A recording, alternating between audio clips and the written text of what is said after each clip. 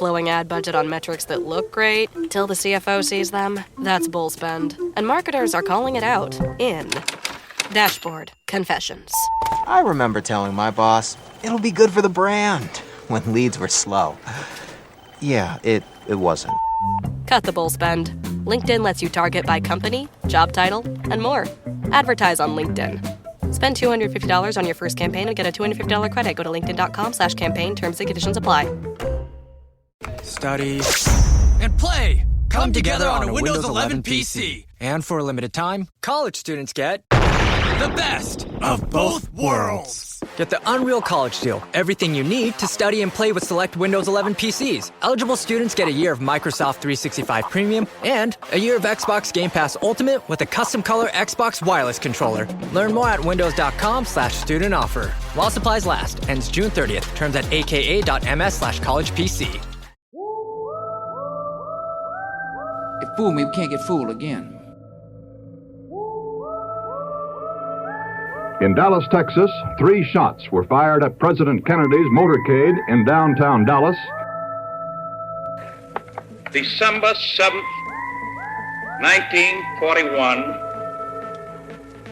a date which will live in infamy. Because people have got to know whether or not their president's a crook. Well, I'm not a crook. I've earned everything I've got. If you don't like what we tell you to believe in, we'll kill you. Hey guys, welcome back to the Conspiracy Podcast. What's poppin'? What up, people? I'm Eric. Jorge. And Sean. Hope you guys are well. Welcome to July. Yeah? No. Yeah. July. Oh, yeah. Welcome to July. Yeah. And it's hot. It's a hot one. My feet are wet. Like, that's how hot it is. So as we do, let's get some fucking shiz-out-outs. We got Becky from Canada with a yearly membership to the founding crew. Thank you so much, Becky. And I thank you for putting from Canada, so it's not just your first name, so you know it's you. Like, for a fact. All your homies are going to know it's you. Then we got KSN. Welcome with a founding crew member, another Euro. He's looks like it's from England for KSN because it's a pound. We are international, folks. To say, Mr. Worldwide. Then we got Jackie Midnight. She is in there, and she got a 2-bagger in the Wordle on her first day in Wordle. So jealous. I'm so jealous. I've never gotten a 2-bagger. I got so close. I was 1 letter away from a 2-bagger. I was pissed. It's like the unicorn. I just can't get it. Then we got Benler with another founding crew membership. And then we've got Lachlan with a conspirators membership. And I believe Lachlan is from Australia. Ooh. And I think you just joined. And I think I said what's up to you at 1:30 a.m. That's dedication. Yeah, so, I did see that. I was like, God damn. I was like in bed. And I was like, all right, what's up, brother? So thank you. As always, we love you, patrons. You're really the cornerstone of this organization. And we look forward to many more fun convos in the Discord. Absolutely. I love the international too because it's really expanding. Honestly, Europe is now 10% of our listenership. Oh man. Yeah. Wow. Killing the game. Yeah. There you go. So if you want to support the show, go to patreon.com/theconspiracypodcast. And it helps the show keeps going and makes us do things that we couldn't normally do, like more equipment, better sound, more episodes, more minis, etc. And also for upcoming, just so you know, there are some minis coming out all about America. And it's for Patreons only. So we'll let you guys know on that. But otherwise, what do we got today? Okay, so we're now in July, and I don't know if you know this. But, yes, you do. It is the 250th anniversary of America. Yeah. 250 years of excellence and embezzlement. So we thought it would be cool to do some of the more famous American stories and the myths behind them. And see if it's gonna be pretty cool. Yeah, see if they hold water. Like see if the stories are true or if they're a little make-believe. Let's get into it. Yeah. I'm excited. So every country has a founding story, a clean, heroic, inevitable narrative about how the nation came to be and how the larger-than-life figures who made it happen. The wise general sitting atop the white horse. Fuck yeah. The patriotic seamstress stitching a flag by candlelight. The young boy who could not tell a lie. And the brilliant inventor flying a kite in a thunderstorm. These are stories that you learned as a child, or at least for Americans. Yeah, that's what we learned this as a child. They're on the murals in elementary schools. They're on the coins that are in our pockets. They show up every 4th of July, year after year, wrapped in red, white, and blue. And this year, 2026, the United States turns 250 years old. Okay, you know, I feel like we should do like the intro, and it's like the Ron Burgundy where he's like, "So you can tell me what's wrong with America? How about what's right with America? Like we kick butt, Russian butt." We should do that. So we're at a quarter millennium. 250 years since men signed a document in a sweltering hot Philadelphia room. Yeah, wearing wool coats. Kind of like us right now. Yes. And told the most powerful empire in the world to go to hell. Suck it. Yeah. So we figured this was a perfect moment to do something we've been wanting to do for a while, which is go over the myths. Not the country, not the ideals, not the people who actually bled and suffered and sacrificed to make this place exist. We're talking about the stories, the legends, the invented details, the carefully crafted narratives that were built up decades and sometimes centuries after the fact. Oh, hell yeah, of course. By biographers and poets and politicians who needed heroes, and they didn't mind inventing the heroes.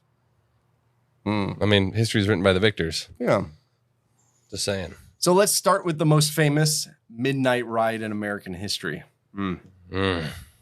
Paul Revere. The British are coming! The British! We went to the Paul Revere house in Boston. Yeah. So Sean and I went to. Sorry, Jorge. I know. Yeah, God damn it. Jorge was busy. Yeah. I'm sorry. More like you left me out. We didn't. We forgot you existed. Yeah. I didn't get an invitation. I mean, what do you call that? Your wife went. What does that tell you? Oh my God, what does that tell you? It was for my wife's birthday. Let's be fair. Yeah. So we're not even kidding. Last year we went to Boston. We toured Paul Revere's home. Yeah, I regret not going. I wish you would have went. That should look cool. It was a lot of fun. We also walked the Freedom Trail. The Freedom Trail, yeah. Yeah, and that was pretty cool. It was pretty cool. Yeah.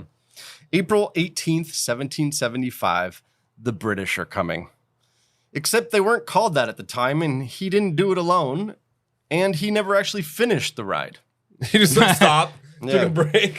Here's what actually happened on the night that became the most romanticized moment in the American Revolution.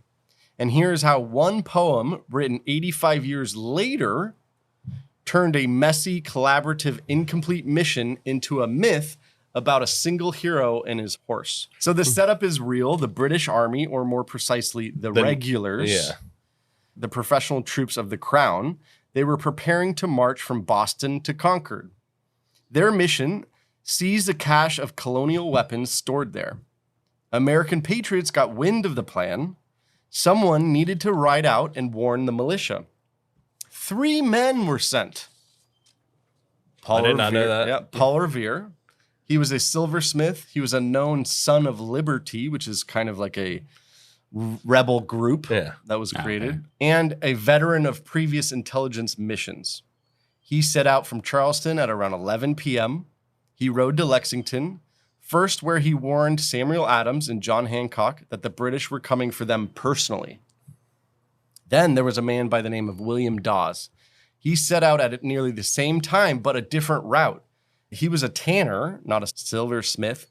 He covered the same ground, delivered the same warnings, and by every historical account did exactly what Paul Revere did. He got exactly no credit. Yeah. Like, just Nobody knows. Forgotten. That's the crazy part. Honestly, if you put him neck and neck, it could have been a poem about William Dawes. Maybe it's like less sexy to have like a tanner than like a silversmith. Ooh, yeah. But if you surveyed, I don't know, children of America or even adults, they would be Paul Revere. Oh, yeah, and I think remember we saw like in the thing too, like Paul Revere, like his family, they were making shit for like ships and stuff. They were pretty integral in the war effort in like commerce and everything. Yeah. So the 2 men met in Lexington and decided to continue on to Concord. Along the way, they were joined by a 3rd rider named Samuel Prescott. He was a local doctor who happened to be out late visiting his fiancée. He knew the roads, so he joined the mission. A British patrol stopped them. Revere was captured. He was held at gunpoint, questioned, and eventually released without his horse. He then had to walk back to Lexington on foot. Fuck, that sucks, bro. And helped move some of Hancock's papers before the fighting started. He never actually reached Concord. Dawes escaped the patrol, but was thrown from his horse during the chase and had to turn back because he was injured. Prescott jumped his horse over a stone wall and disappeared into the woods. I mean, this sounds like the story. Like that sounds like the way more like fucking. Yeah. He was the only one who actually made it all the way to Concord. He was the one who completed the ride. So Samuel Prescott, the one who finished, the man whose name you almost certainly did not know in school. But how did Paul Revere become the legend? One word was a poet named Longfellow. Henry Wadsworth Longfellow was one of the most famous poets in America in 1860. So 1860 compared to, the late 1700s. So it was 85 years after the ride. He sat down and he wrote a poem, and he called it Paul Revere's Ride. And it opens with one of the most famous lines in American poetry. And it goes, "Listen, my children, and you shall hear of the midnight ride of Paul Revere." Just because it's a good romanticize. It's a good rhyme too. Yeah. You can't like the midnight ride of Dodds. shit doesn't vibe. It doesn't flow off the tongue. I know, right? It's dramatic bars, right? I know, seriously, got them fucking ancient American bars, brother. I mean, truth be told, it's a beautiful poem. It's dramatic. It builds tension properly. It turned Paul Revere into a lone hero thundering through the night, carrying the fate of America on his horse. But it's mainly made up. I mean, yeah. To a degree. Sounds good. Yeah. Homie, captured, released. I mean, the overall theme Fails. of it is... We'll leave that out. The theme of it is right. Like the sentiment, for sure. Yes. But our guy, little doctor, on like a midnight rendezvous with his little honeydew, stone walls, and then jumping walls, make it to Concord. Yeah. In Longfellow's version, Paul Revere is alone.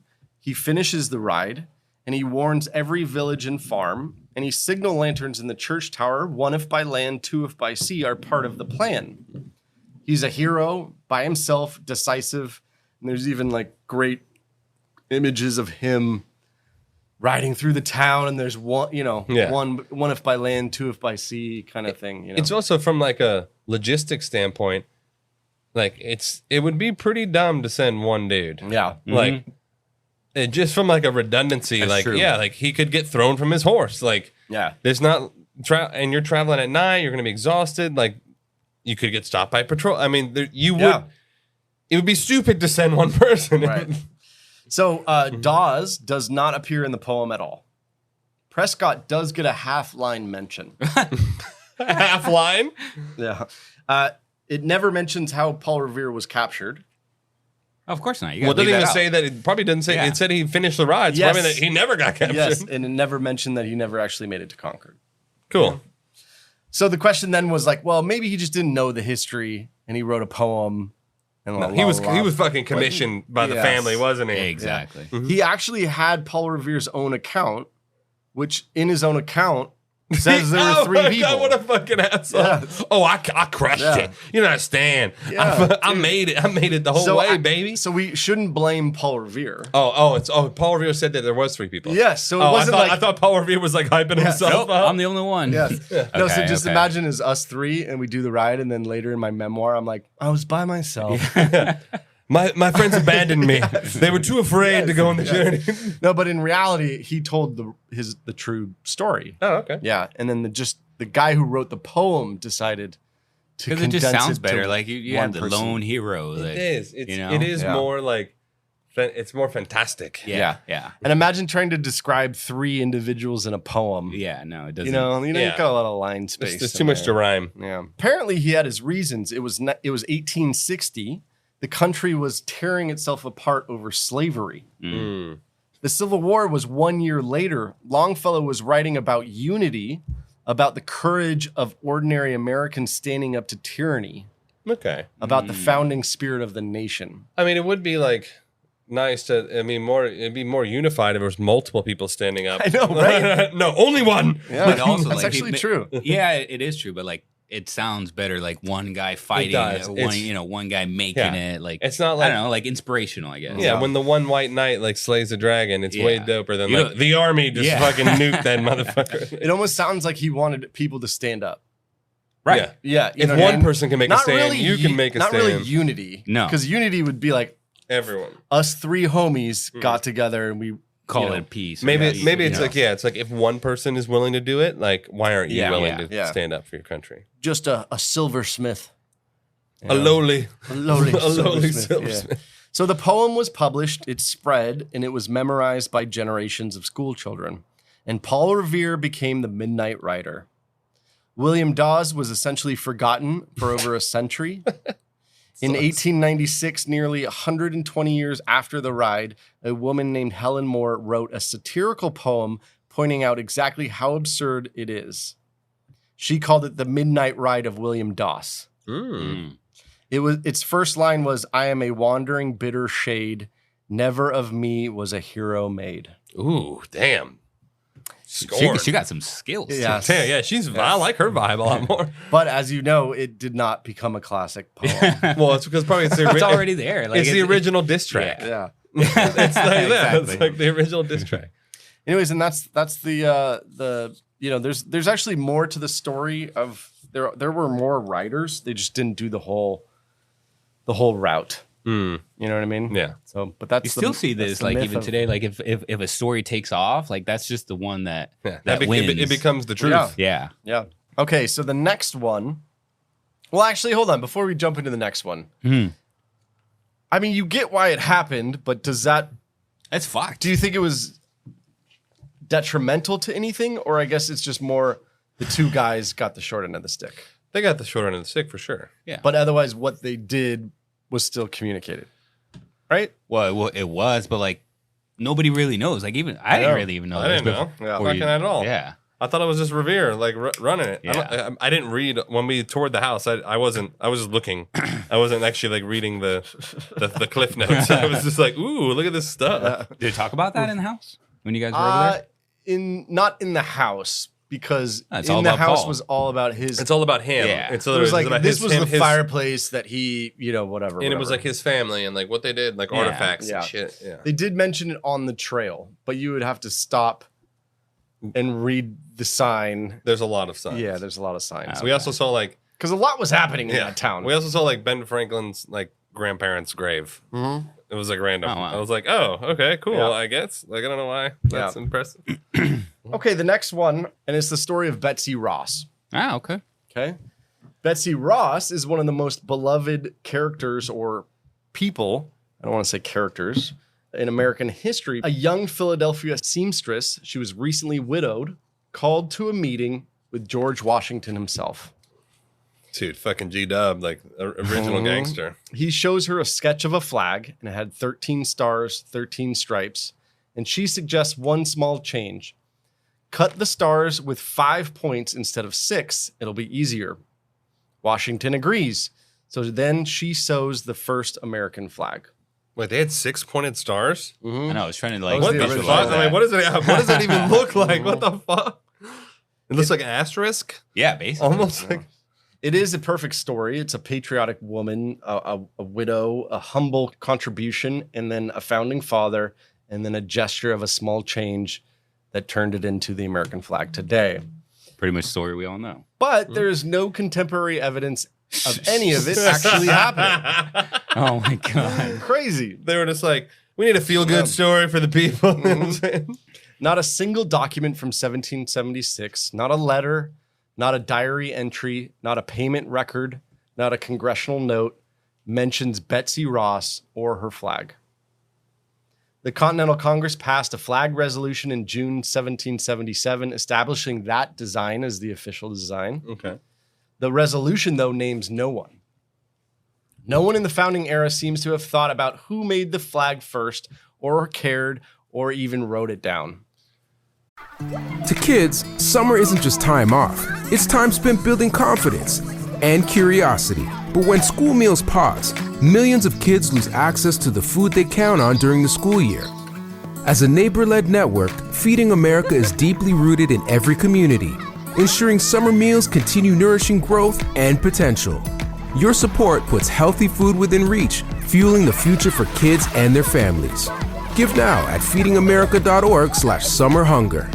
El 2026 FIFA World Cup Meal llegó a McDonald's con 9 vasos legendarios. En el lineup tenemos Christian Cipitan, Pulisic, David Beckham, Lamine The Dream Yamal, Ronaldinho El Mago, Messier Titi Henry, Son Salih Heung-min, Alfonso Fonsi Davis, Santi Bebote Jiménez y en la portería el que no necesita apodo, Grimes. Llévate uno de 9 vasos legendarios con el FIFA World Cup Meal. En McDonald's participantes solo por tiempo limitado, hasta agotar existencias.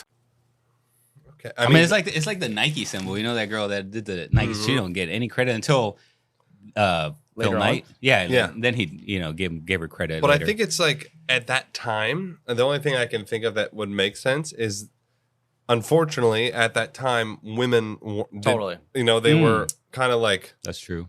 They were important, but they didn't get any recognition really for anything. It was only like men who like fucking.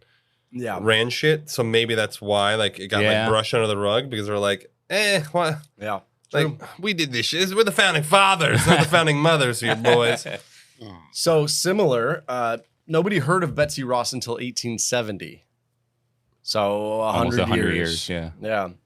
That year, a man named William Canby stood up before the Historical Society of Pennsylvania and told the story.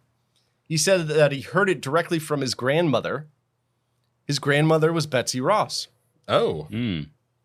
Canby was a loyal grandson doing something very human. He wanted his grandmother to be remembered.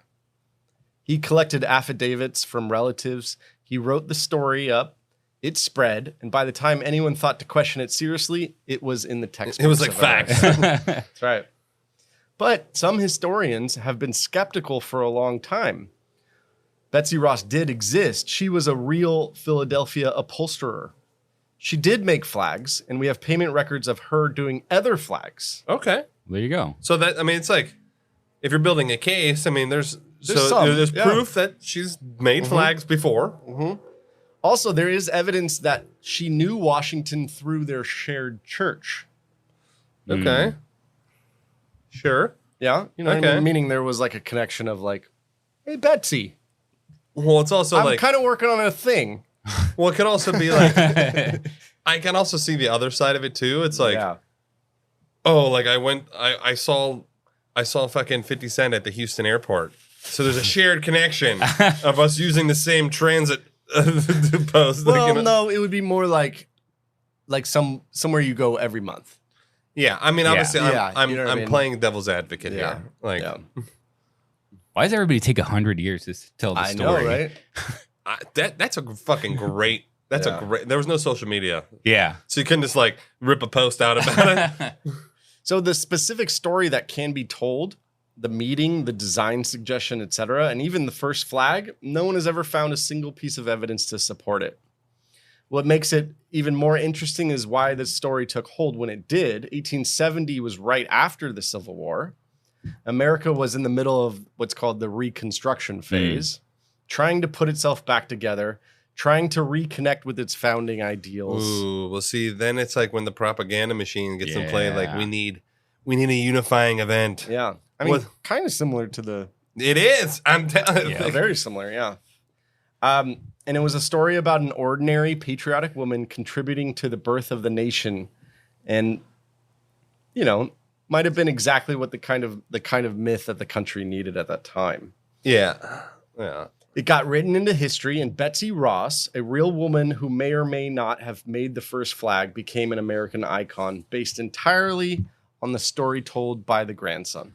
I feel like she probably did make the flag, but I think they might have did not. I think they might have added in her like suggestion. What do you mean? Like her suggesting that it be a 5-point star instead of a 6-point star. Yeah. I think they just gave her a little like they fluffed it up a bit. Like she probably did make just it to make it more real. Yeah, but like I can't imagine like her even being like, Mr. Washington, sir, who's like Literally, like he's like 6'3". I know, very imposing man. Yeah, very imposing. He's young, strapping dude, just like literally just crush the strongest entity on earth. And you're like, it should be 5 points, like, sir. No, I think she was like, hell yeah, I'll make it. Whatever you guys need, I won't charge you because this. Sure. That's why I don't think there's like a. It's probably like, I'll do it for free because it's like for the nation. There's no record, yeah. But I think they probably added in that she like. Gave a little ill insight. Yeah. Mm-hmm. Yeah. Okay. No, I like this one. I believe it. Yeah. I think it's just the records are gone. Yeah, similar to the first one. It just like kind of got lost in whatever every day to day, and then I like it. Okay. But I believe it. But with the first one, we know what happened. Yeah. Like it just there was they a change. just changed it. This one we don't know what happened. Yeah. So that's why it's a little different because it's like. Yeah, but it's believable. Like it's totally believable. If you're 100%. going to the same church week after week, like, and that's what you do. You've already made some other flags. Like, who else would you go? George was like, anybody know a flag maker? For sure. You know what I mean? My name's Betsy. He's like, perfect, Betsy, make it. Yeah. For free. My name's Jeff. So speaking of George Washington, there's another story. And it's the story of the cherry tree with George Washington. I don't know if you've heard this before. George Washington, a small boy, a hatchet, a cherry tree, and a I cannot tell a lie. Oh, yeah. So you've heard this about Washington. That's like his myth, like his tagline. Yeah. His commander, general, president of the, the first president of the, blah, blah, blah. And, he could not tell a lie. Yeah. Yeah. I thought that was Honest Abe. No, but he also had. He stole the tagline. This sounds pretty good. I'm gonna go with this one. But what most people don't know is it is made up. He's told hella lies. Yeah, it's not motherfucking lying all the time. It's not embellished. It's not exaggerated. It's fully invented, and we know exactly who invented it and why and when. His name was Mason Locke Weems. He went by Parson Weems. Why? Big alteration. Yeah. The what? The fuck? He was a bookseller and a former minister who had a gift for storytelling and a very practical interest in selling books. After Washington died in December of 1799, Weems recognized an opportunity. Here comes the playbook. He wrote a biography on Washington, and it was a short one, a readable one, and it was designed for mass production and mass sale, and he rushed it to market less than a year after Washington died. He saw a cash grab. Yeah. The early editions were fairly straightforward. Then Weems had a better idea to change it. In the 5th edition of the biography, not the 4th. How about, hear me out here. What if he was a fucking saint? Not even kidding. So in 1806, when the new edition was being printed, he added a chapter, and it was called The Story of the Cherry Tree. In it, a 6-year-old George Washington receives a hatchet as a gift and promptly uses it to damage his father's favorite tree. Fuck you, Dad. When his father asks who did it, young George says, and this is the famous line, "I can't tell a lie, Pa. You know I can't tell a lie. I did cut it with my hatchet." It's so funny. It's like, why are there chips in your brand new hatchet I just bought you, Georgie? Okay, you caught me. I can't tell a lie. You know what, Father? I cannot tell a lie.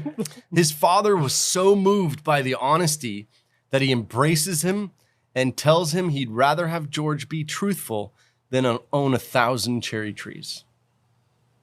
It's cute. It's super cute. It's cute. It's but cute, yeah. not believable. Know, he would have happily had a fucking 1,000 cherry trees. Get me a Switch. I know, right? I was like, now I'm going to beat your ass. Yeah. I love how these, like back then, you don't have to verify anything. just write shit. Just write shit. It's so crazy. Sean was a giant man. And you just call it biography. Yeah. That's it. No, new edition. Yeah. Eric had the locks of a Swedish god. And they based the movie Thor upon Eric. Standing at a reasonable 6'8", 285 pounds of pure muscle. Weems later claimed the story came from an old woman who had known the Washington family personally, but no such woman has ever been identified. Historians have found zero supporting documentation, and everybody kind of agrees the story almost certainly came from Weems himself, a man who understood that a good story sold books. I mean, can you imagine like being like a sleazy salesman in the 1700s? Oh, bro, make a killing. Trust me on this one. This is patent pending. What do you do? What do you do? You go door to door? Oh, for sure. You're like, and you just look for like what's wrong with them. You're like, I have a great like this magic wart cream, and you just like write in a little like, dude. It's got a little Rolodex. Wart family. Exactly. Like the woman with the weird toes. Got it. But again, the cherry tree story spread because it was useful. Washington had just died. The country needed to grieve him properly and to mythologize him, to turn him from a flawed human being into something permanent and monumental. A story about his fundamental, almost supernatural honesty at such a young age served the need perfectly. By the time anyone pushed back on it or historians decided to look into the credibility of it, it was in every school book in America. Children were learning it as a fact story. It was cited as moral instruction to the children. And today, it's one of the more foundational stories of American childhood, which is George Washington could not tell a lie. And that's why he was the greatest. You know, I'm pretty sure they even put him as the #1 president. Oh, for right? sure. The greatest, I mean, he's or probably, at least in the top. Probably the only Top president, five-ies. like, and especially like him, Top like three. him even denying like serving additional terms because he was like, no, like fuck him. He literally, if he wanted to, he could have been the king of fucking America, easily, and they'd have been like, fuck yeah, 100%. And that's a really good story, and I don't think there's a myth there. I think it's That's the there's truth. a true story. No, they literally were like, please serve again, and he's like, question everything. and he's like, no, I won't do it. And for people who don't know that story, especially like maybe our people overseas or who didn't grow up with American history, George Washington was the first U.S. president. And in America, we have 2-term limits. And he was asked to actually become king of America. And he said no and refused. And then he was asked to do multiple terms beyond it. And he was like, no. And was like, no, that defeats the point of. He's like, why did we even do this? Why did I just fucking fight this shit? Yeah. But I think like those type like that, I'm like, okay, even if it's not true, like I understand. You would think there'd also be records of that. I just think that's true. Of them going, we put into motion Washington's extended term. You know. I was talking about like the story of him being on it, like, you know, not telling a lie. I'm like, look, I get it. Even if it's not true, like I get the sentiment, but I personally think it actually holds more weight when someone is flawed and they still achieve like this level of responsibility and like devotion to like the cause. Like that's, to me, that's more valuable because they're like, oh, I can do it. Yeah. Like I can be human. You're human. It's like achievable. I can achieve this level of like greatness. I don't have to be some like fucking demigod to like do this thing. So the last one's a little different because this one is the story of Benjamin Franklin flying a kite in a lightning storm. Oh, yeah. With a key attached to it and shit. I wonder what's going to happen. It's not entirely invented. The experiment that he had was real. Franklin actually did it. He was legitimately one of the most important scientific minds of his era, and his work on electricity was genuinely groundbreaking. And I was actually fortunate. I took my kids to Ben Franklin's house in Philadelphia. It's really cool. We did not do that when we went to Philly. No. Twice. Should have. But the story the one with the key on the string. We went to Rocky. Fuck yeah, we did with his tiny little feet. Yeah. God, his feet are that of a child. It's hilarious. But the story the one with the key on the string and the lightning bolt, in the heroic moment of discovery, is a lot messier and stranger and more dangerous than the legend suggests. And the heroic lone genius version of it erases and something more important about how science actually works and is created. So here's what we know for certain. In June 1752, Franklin conducted an experiment in Philadelphia to test his theory that lightning was electrical in nature. He flew a kite in a thunderstorm with a metal key attached to the string. Okay, so far so good. Yeah. So far so good. Yeah. Lining up. The goal was to see if electricity from the storm clouds could be drawn to this string to the key. And if it could, that would prove that lightning was electrical. It worked, kind of. Here's the detail that almost never makes it into popular version. Franklin didn't stand in the field holding the string while lightning struck the kite. He had one of his servants do it. What he observed was not a lightning strike at all. It was St. Elmo's fire, a static electrical discharge caused by the charged atmosphere during the storm. The key tingled, and it sparked a little bit when he brought his knuckle near it. Oh, so it was the That was static it. electricity. Yeah. Okay. So technically it wasn't lightning. Yeah. Right? So this is why the scientific method exists. So it's like, you gotta, something's got to be provable and and repeatable. Mm-hmm. But I mean, technically, it's still on the same vein, right. because that's all lightning really is a collection of like the stray ions and like the atmosphere like combining into directed electrical force. I mean, that's just really what it is. Yeah, nice. Yeah, I mean, here's the consensus: is that if lightning actually struck the kite, it would have killed him. Yeah. Oh, fry them. Well, actually, no, not necessarily, because it's like it's like the string itself isn't isn't a great conductor. Yeah. Unless if the string was made of metal, he's fucking cooked. Like his brain explodes. Yeah. And he's totally dead. So later, 2 men in Europe tried to replicate the experiment after Franklin told them, or after he published his account. Mm-hmm. They used metal rods this time. Oh, those guys were fucking dead. Yeah. Both were electrocuted. Both were literally dead. Big surprise. Yeah. This episode is brought to you by Perfect Bistro Cat Food.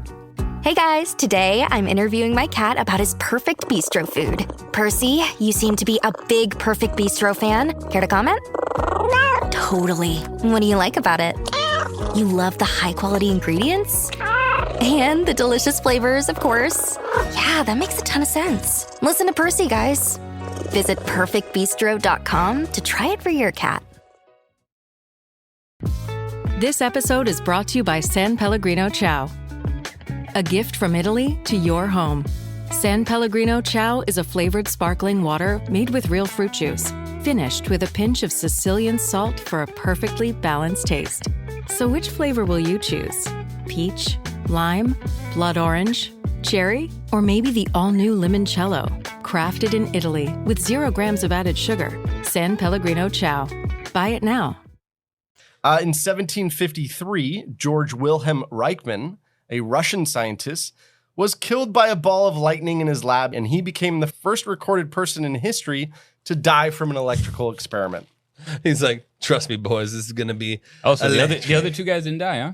They were just electrocuted. Okay. Yeah. What's really wild about the George Wilhelm incident is that there was an artist present. Imagine like the fucking. Imagine like he looks like that. That's where they took the Home Alone like scenes from. They're like, this is what it looked like. What's really wild is he drew a picture of it when it happened. But what's weird is like, just imagine he's going really fast. Oh my god! And Wilhelm is on the floor. He's like not doing anything. His heart is stopped. Like, I gotta draw this. I need to draw this. Sorry for that. Yeah. Like the court guys that are like just drawing this really fast. The caricatures. Yeah.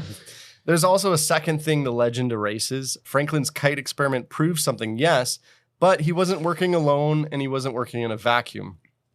European scientists, particularly in France, were simultaneously conducting experiments that confirmed his theories, more often in controlled settings. The lightning rod, which Franklin actually invented himself, and which generally saved lives and was based on a full collaborative body of knowledge that was not just in America, but in Europe as well. I mean, so it wasn't a singular on his own. Yeah. Well, you see that happen a lot where it's like, yes, you're the one who had the original idea, but like you didn't do it alone, but only you get the cred. Yeah. It happens all the time. Yeah, exactly. Yeah, So- just like, oh, look at like all of Elon Musk's companies, but like only he's getting credit, but it's like tens of thousands of employees that are like literally make this shit go. Yeah. Benjamin Franklin, though, there's no way around it. He was brilliant, and For his sure. scientific contributions were real. But the version of the story where one plucky colonial genius figured out electricity by himself is not totally 100%. 100%. Yeah. No, not even close. So here's the question. Why does it matter? If the myths are inspiring, if the cherry tree story teaches kids to be honest, if Paul Revere's ride makes people feel connected to the founding of America, and if Betsy Ross represents ordinary Americans contributing to something larger to themselves, why spend time, like, why are we doing this episode to, like, tear it down almost? Like, I didn't want it to be where we're just shitting on every story that we have of America. We're not. We're just trying to know the truth. That's the thing. It's a slippery slope because, I mean, you can even see that nowadays. You know, you on the scale of importance, you're like, okay, well, isn't it better if we, in essence, lie to make something seem better or to prove a point or anything? But at what point does that stop? Yeah. I mean, like, look at Nazi Germany. It's like, at what point is like Goebbels like, ha ha ha, I'll fucking say whatever the fuck I want and like do whatever. So it's like a slippery slope. But you can have it or not have it. It's the same concept with the argument on free speech. It's like you either have 100% free speech or you don't. Yeah. Because it's like, oh, well, you can't say this. Yeah. Because it's bad and people don't like it. And like, that's fine. And I understand there's things that I don't like, but do I have I feel like people should be allowed to say whatever they want, regardless of whether it hurts our feelings. Yeah. Because the moment you start making that distinction, you start whittling away at it. Yeah. And eventually it's only like partially free speech. And then it's like very controlled free speech. And then there's no such thing as free speech. You can only say what we fucking say you can say because the people have decided that it's bad to say certain words. So the same thing, if you lie about it. You end up like Jack Ma. Yeah, exactly. You end up like Jack Ma, one of the richest men on the fucking planet, getting ghosted.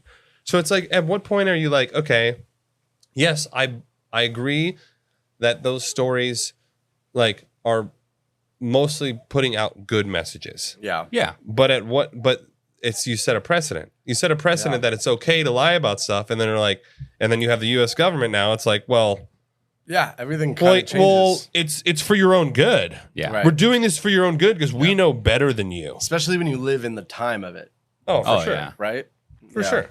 Like the other point is, would you, for example, Washington and Jefferson owned slaves, right? And I know, and that's a full-scale topic that maybe we should even do an episode on. For sure. That will probably be a longer conversation. Yeah. But would you rather not know the truth? I'd 100% rather know the truth. There you go. Yeah, that was where I'm 100%. getting is like, would you rather know the truth, even if they were great, incredible individuals? Would you rather it only be the myth, or know the whole truth about them and go, okay, No, the they whole had truth. flaws. The whole truth. You got to. Yeah. they Well, so the had thing is, flaws. like, look, like at the time, like you can't. What we love to do, we love to like put everything into the context of right now.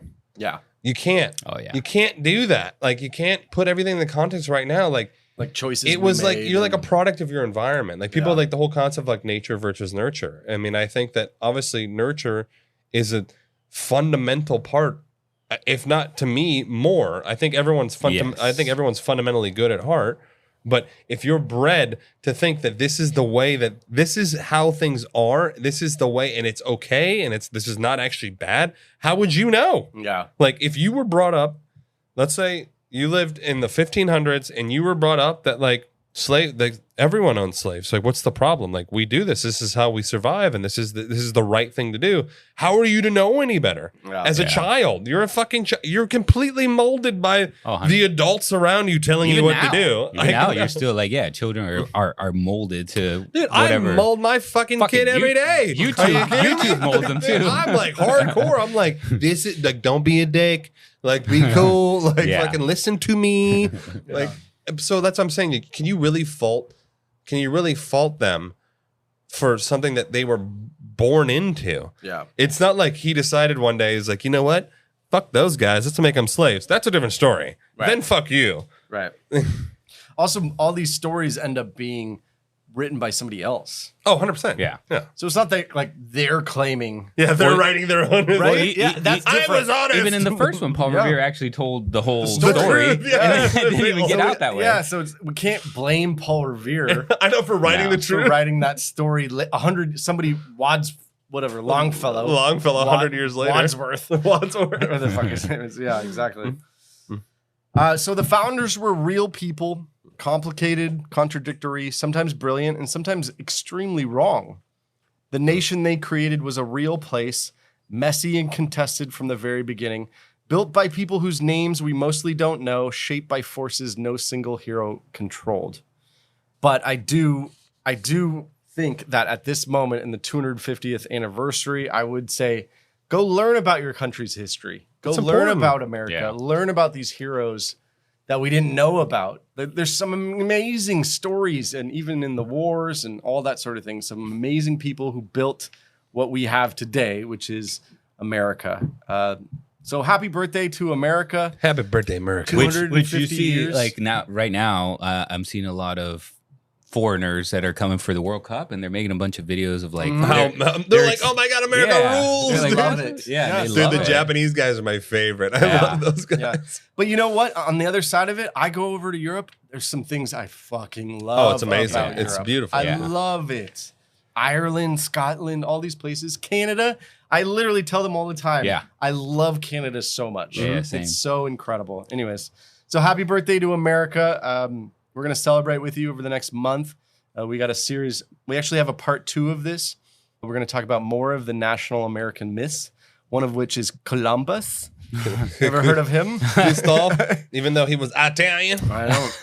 We're going to go over the Liberty Bell. We're going to go over Pocahontas. The Liberty Bell, which we did see. Yes, we went to the Liberty Bell as well. We're also going to over the Alamo. If you've ever heard the story of the Alamo. So my neck of the woods. Man, I was like, Eagle Pass. Yeah, and then for the minis, we have, there's a conspiracy about, well, not a conspiracy, more of a myth about who really was the first president.